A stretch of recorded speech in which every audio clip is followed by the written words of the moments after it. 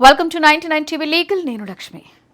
చాలా మంది విల్లు అంటే ఒకే రకమైన చట్టపరమైన పత్రం అని అనుకుంటారు. కానీ నిజానికి ఆస్తికి సంబంధించిన విల్లులు కూడా అనేక రకాలుగా ఉంటాయి. ఎవరి పరిస్థితి ఎలా ఉందో, ఆస్తి స్వభావం ఏంటో, కుటుంబ పరిస్థితులు ఎలా ఉన్నాయో వాటిని బట్టి వేర్వేరు రకాలుగా విల్లు రాయబడుతోంది. అందుకే విల్లు అంటే ఏంటి, దాని రకాలేంటి, ఏ విల్లు ఎంత బలంగా ఉంటుంది అనే విషయాలు తెలుసుకోవడం చాలా ముఖ్యం. ముందుగా అసలు విల్లు అంటే ఏంటో అర్థం చేసుకోవాలి.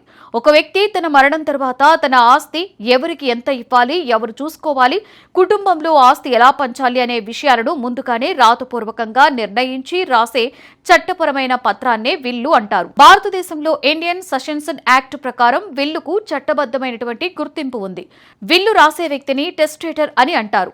అతను మానసికంగా ఆరోగ్యంగా ఉండాలి. అలాగే స్వచ్ఛందంగా ఒత్తిడి లేకుండా విల్లు రాయాలి. సాధారణంగా ఇద్దరు సాక్షుల సమక్షంలో సంతకం చేస్తారు. ఇప్పుడు విల్లులలోని రకాల గురించి మాట్లాడుకుంటే ఎక్కువగా వినిపించే మొదటి రకం సాధారణ విల్లు లేదా సింపుల్ విల్. ఇది వ్యక్తిగతంగా రాసే సాధారణ విల్లు. ఒక వ్యక్తి తన ఆస్తి ఎలా పంచాలి అనుకుంటున్నాడో స్పష్టంగా రాసి ఇద్దరు సాక్షుల సమక్షంలో సంతకం చేస్తాడు. ఇది అత్యంత సాధారణంగా ఉపయోగించే విల్లు. రెండవది రిజిస్టర్డ్ విల్. ఈ విల్లును సబ్ రిజిస్ట్రార్ కార్యాలయంలో అధికారికంగా రిజిస్టర్ చేస్తారు. చట్టపరంగా ఇది మరింత బలంగా పరిగణించబడుతుంది. ఎందుకంటే తర్వాత ఎవరైనా సంతకం నకిలీ లేదా విల్లు ఒత్తిడితో రాయించారు అని ఆరోపణలు చేయడం కొంత కష్టమవుతోంది. అయితే భారత చట్టాల ప్రకారం విల్లు తప్పనిసరిగా రిజిస్ట్రేషన్ చేయాలి అనే నిబంధన లేదు. కానీ రిజిస్టర్ చేస్తే భవిష్యత్తులో వివాదాలు తగ్గే అవకాశం ఉంటుంది. ఇక మూడవది అన్ రిజిస్టర్డ్ విల్లు. అంటే రిజిస్ట్రేషన్ చేయకుండా కేవలం సాక్షుల సమక్షంలో రాసిన విల్లు. ఇది కూడా చట్టబద్ధమే. కానీ తర్వాత కుటుంబ వివాదాలు వచ్చినప్పుడు కోర్టులో దీనిపై ఎక్కువగా ప్రశ్నలు వచ్చే అవకాశం ఉంటుంది. అందుకే చాలా మంది లీగల్ సేఫ్టీ కోసం రిజిస్ట్రేషన్ చేయించుకోవడం మంచిది అని భావిస్తారు. ఇక నాలుగవది జాయింట్ విల్లు. ఇది సాధారణంగా భార్యాభర్తలు కలిసి రాసే విల్లు. ఇద్దరు కలిసి తమ ఆస్తి భవిష్యత్తులో ఎలా పంచాలి అనుకుంటున్నారో ఒకే పత్రంలో రాస్తారు. ముఖ్యంగా పిల్లల భద్రత, కుటుంబ ఆస్తి పరిరక్షణ కోసం ఇలాంటి విల్లు ఉపయోగిస్తారు. ఇంకొక ప్రత్యేకమైన రకం ప్రివిలైజ్డ్ విల్లు. ఇది సాధారణ ప్రజలకు కాకుండా ప్రత్యేకమైన పరిస్థితుల్లో ఉన్నవారికి వర్తిస్తుంది.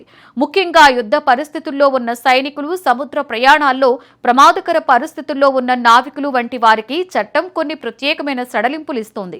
వీరు సాధారణ ఫార్మాలిటీస్ లేకుండానే కొన్ని పరిస్థితుల్లో విల్లు చెప్పే అవకాశం ఉంటుంది. ఇక మరొక రకం కాంటిజెంట్ విల్లు. అంటే కొన్ని నిర్దిష్ట పరిస్థితులు నెరవేరితేనే అమల్లోకి వచ్చే విల్లు.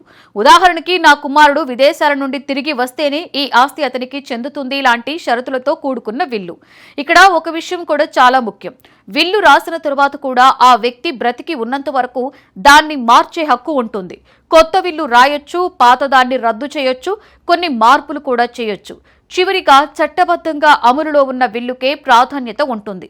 అలాగే విల్లు రాస్తున్నప్పుడు ఆస్తి వివరాలు, లబ్ధిదారుల పేర్లు, సంబంధాలు, వాటాలు స్పష్టంగా ఉండాలి. అస్పష్టంగా రాస్తే తర్వాత కుటుంబ సభ్యుల మధ్య పెద్ద వివాదాలు కూడా రావచ్చు. చాలా కుటుంబాలలో విల్లు రాయడం అంటే కుటుంబంపై అనుమానం పెట్టుకున్నట్లే అనే అపోహ ఉంటుంది. కానీ నిజానికి విల్లు అనేది కుటుంబ భద్రత కోసం చేసే ముందస్తు చట్టపరమైన ఏర్పాటుగా చూడాలి.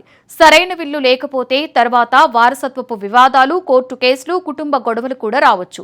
మొత్తంగా చెప్పాలి అంటే విల్లు అనేది ఒక వ్యక్తి తన ఆస్తి భవిష్యత్తును నిర్ణయించే ముఖ్యమైన చట్టపరమైన పత్రం.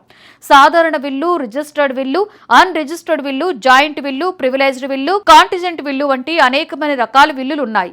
ప్రతి విల్లు పరిస్థితులను బట్టి ఉపయోగపడుతుంది. అందుకే విల్లు రాసేటప్పుడు అనుభవం ఉన్న న్యాయ నిపుణుడి సలహా తీసుకుని స్పష్టమైన వివరాలతో చట్టబద్ధంగా తయారు చేయడం చాలా ముఖ్యం.